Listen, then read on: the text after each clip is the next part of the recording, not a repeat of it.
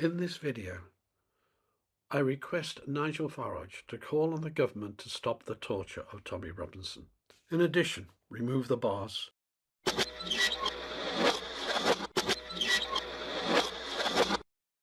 Support a sentence commensurate with the civil offence that Tommy has committed. Well, they say a week is a long time in politics. Well, it certainly is in this case with the Musk, the Farage, Tommy Robinson, and now Keir Starmer. So in this video, I want to try to do something that to help repair the situation on our side of the argument, as it were, the reform side of the argument. So this is my take on it. And it's really advice to Nigel Farage, who I thought would be more politically aware than he is, because there is some steps he can take which will certainly help diffuse the situation. So the first step, the Reform Party and Nigel Farage in particular should openly declare that they do not support the torture of prisoners inside UK prisons and therefore advocate the stopping of that torture. Let me explain. This is from a UK government website, and it's from the Department of Health and Social Care. Solitary confinement should be discontinued after a maximum of 15 days due to its harmful and devastating impact. It's a well-recognised devastating impact. Even the UN say so. Look at this. Prolonged solitary confinement amounts to psychological torture, says UN expert. And it's well recognised. No one really argues with this. So, Nigel Farage, all you have to do is to really help the cause with stopping this solitary confinement of anybody in any prison in Britain. It's wrong to torture people in prison. And if you accept that principle, and it is a principle to adopt it in the House of Commons, raise it in the House of Commons. Why, regardless of what people think of anyone, why should anyone be subjected to torture? It's not humane and it's not right. So that would be a big step towards understanding the other side, which frankly you do not understand. You think you do, and you're certainly not in a position to educate Elon Musk on it. But please try to understand that. First step would really help. But there is another step you could take. You could understand that Tommy Robinson's sentence of 18 months, which would have been 2 years had he not pleaded guilty, and it's probably the reason he did plead guilty, to get that 6 months. That sentence in a high security prison is not appropriate to the civil offence he committed. To accept that and declare that to the world would be an enormous step towards the understanding of reaching the other side in this, Mr. Farage. It would be an enormous step. It really isn't appropriate. Nobody else gets 18 months or 2-year sentences for such a civil offence. And to be in a high security prison for it? No. And it's the government that's putting him there, not the prison service.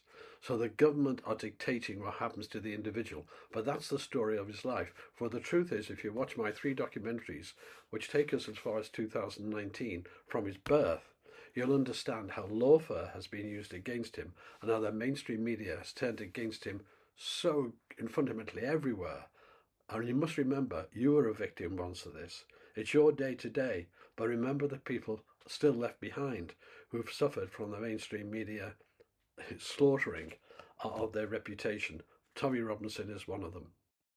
And now for my third point, my third request for you to consider, Mr. Farage. Tommy is a political prisoner. I will now explain why. In my own videos that I made, the 3 I made, which are again are listed below here, on our 3 documentaries. By the way, I have no financial interest in any of this. I make no money out of this at all.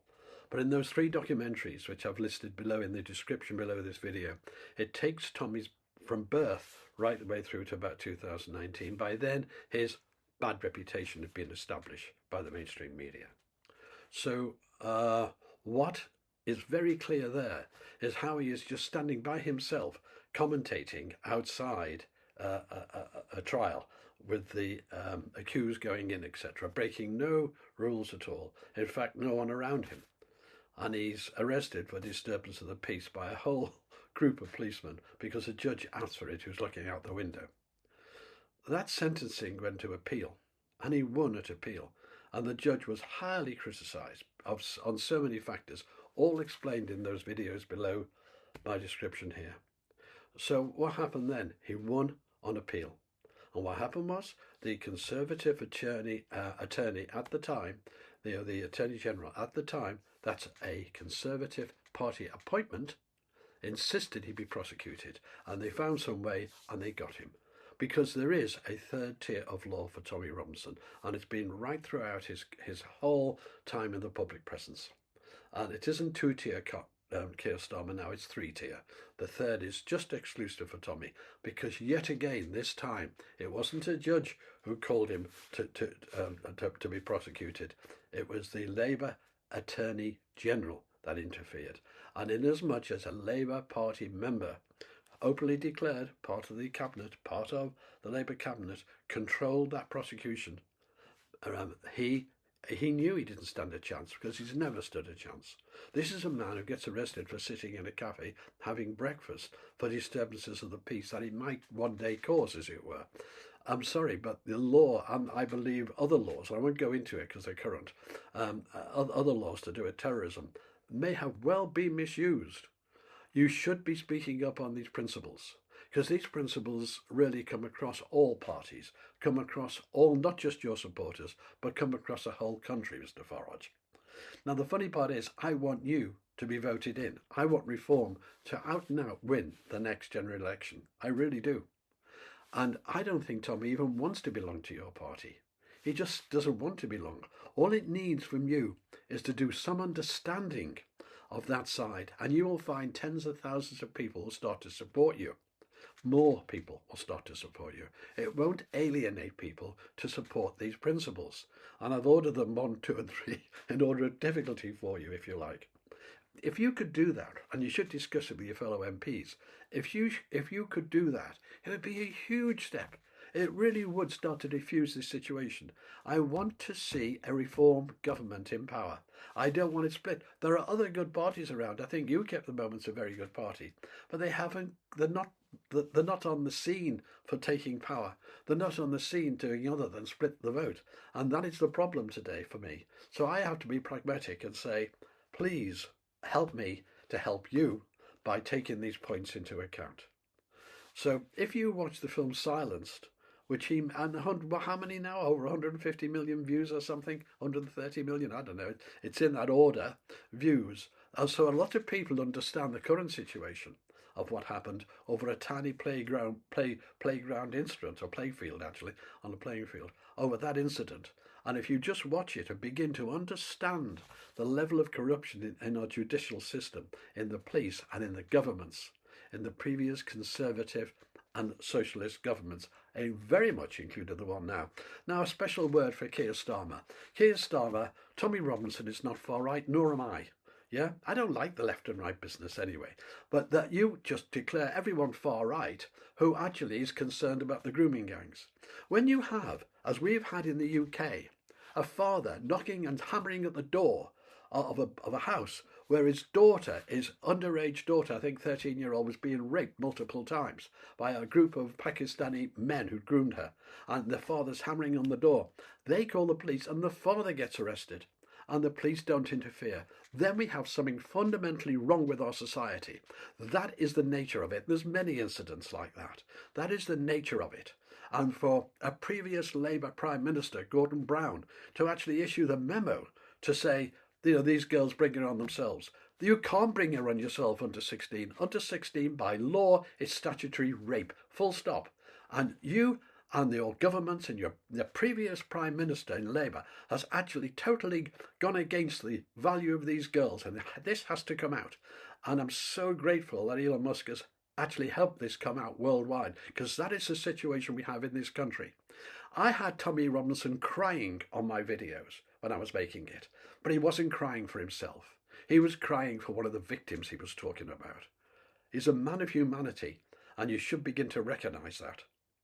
Right, another word now. Tommy has been terribly psychologically abused in prison with the solitary confinement in previous cases. He's not a repaired person yet. He's very fragile. Now, in war, people say, people go and do brave acts. What's bravery? Well, bravery in war is not the person who's not scared and goes out and does a brave thing. That's not true bravery. Bravery in war is the person who's scared stiff and still does it. And that's what this case was with Tommy. He knew he was heading back to jail. He told me so. He told lots of people so. He knew he couldn't get justice. He knew that. And so all he did was try to minimise the time he spent in jail by pleading guilty.